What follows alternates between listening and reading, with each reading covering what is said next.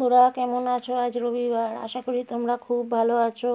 আজকে ছবি দেখেই বুঝতে পারছো কিছু খাবারের বিষয়ে দেখাবো তোমাদের। এই হলো আজকে আমার খাবার, ডাল, ঘন ডাল, একটু কচুর শাক, আর এইটার জন্যই আমি আজকে ভিডিও করলাম। এটা হচ্ছে নিম পাতা সেদ্ধ, একটু আলু ভাজার সঙ্গে খেয়ে নেবো।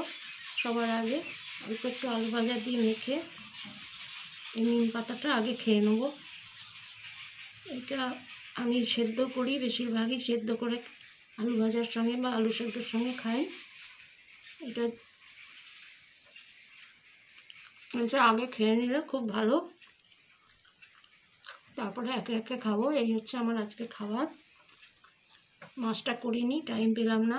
আমি সবসময় নিম পাতা ভেজে খাই না, ওতে কার্বন তৈরি হয় জন্য মাঝে মাঝে এইভাবে খাই। বন্ধুরা দেখো, আমি সবসময় ডাল ঘন করেই করি, মুগ আর অরহর ডাল দিয়ে করেছি। ঘন ডাল খেলে গ্যাস অম্বল একদম হয় না। বন্ধুরা আজকে আমার এই ভিডিও কেমন লাগলো জানাবে। আবার পরের ভিডিওতে দেখা হবে, ততক্ষণ বাই বাই।